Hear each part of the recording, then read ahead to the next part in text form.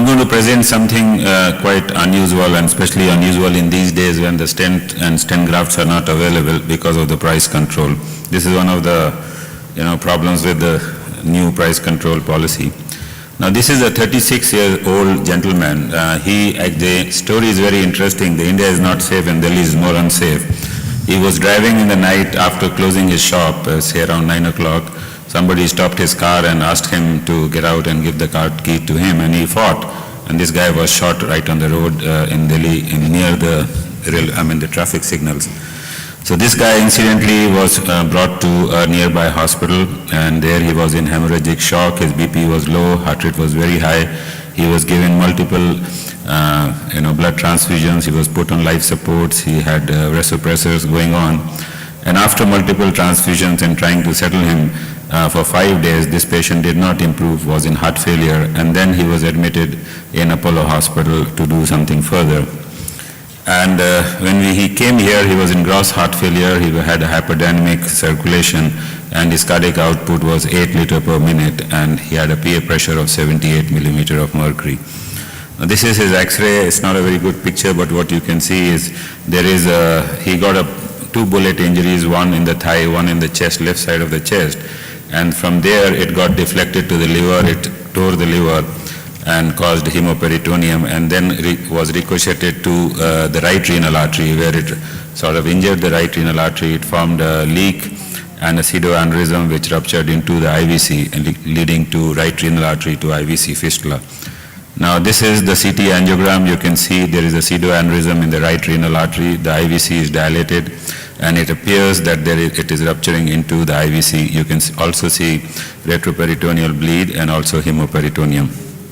This is the finding of the CT, sac-like outpouching of the right superior renal artery with fistulous connection of IVC, suggesting post-traumatic pseudoaneurysm and AV fistula. There was a liver laceration of the left lobe. Right kidney had a lower pole infarct. There was hemoperitoneum, retroperitoneal bleed, and the bullet was found settled in the posterior thorax at the level of the kidney and L1 vertebra. Now this is, so we went ahead, and he was too sick to be operated. The surgeons referred the patient to us. And after the CT, this is the angiogram which we did. This is the injection to the right renal artery. What we see is a very faint opacification of the right kidney, but almost entire contrast goes into the IVC. And here, so we had a few things to go ahead and do. We did not have a covered stent, self-expanding stent grafts of this size, because the renal artery at the injury was near the bifurcation of the renal artery, near the intrarenal portion of the renal artery, and the size of the vessel there was 3.5 millimeter.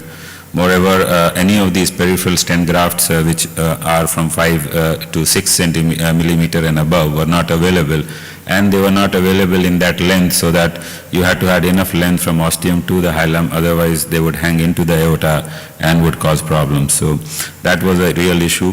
We did not have an atrium stent because it's not available these days, and most of the stents were not available because they were taken away because of the price control. The covered stents, the coronary covered stents are now priced at 8,000 rupees, and there was no way we could get any of those.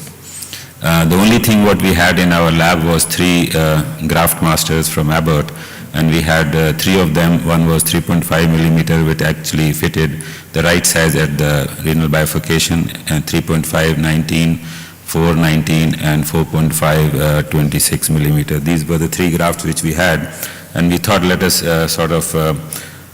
try to overlap them and telescope them and see if it closes, because that was our only option. The other option was to actually embolize the renal artery and close this AV fistula. This is the first graft master being placed at the bifurcation of the renal artery.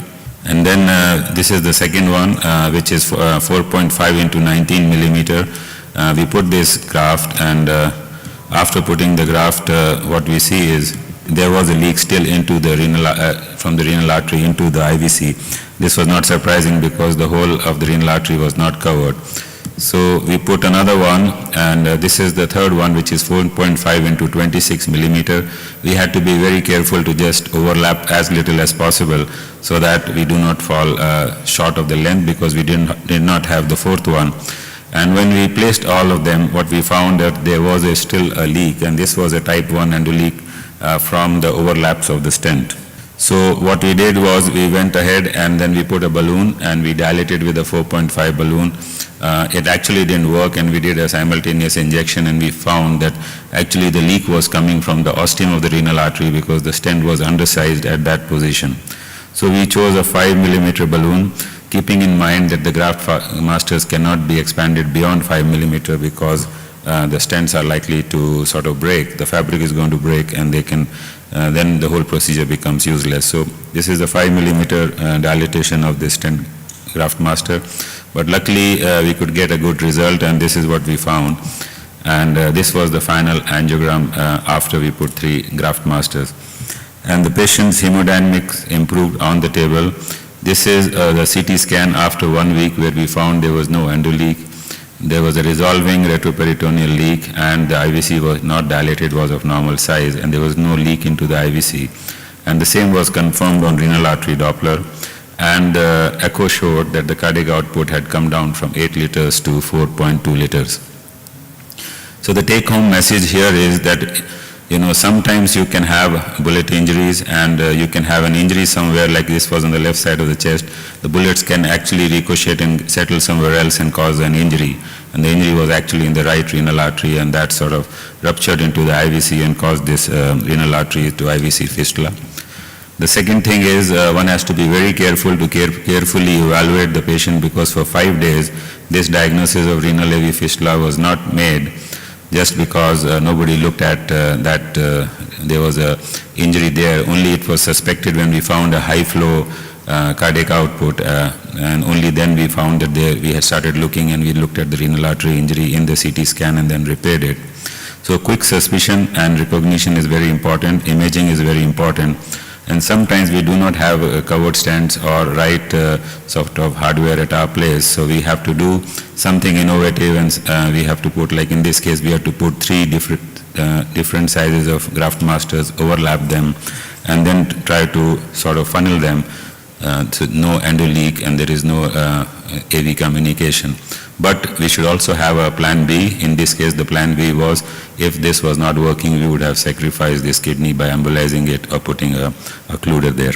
I would also request you to come and join our 10th Asia Pacific Vascular Interventional course, which is in New Delhi from 29th to June to 1st of July. And this is now the 10th year, and this has now become the biggest vascular meeting, endovascular meeting in the whole of Southeast Asia, and it's ranked among the first 7.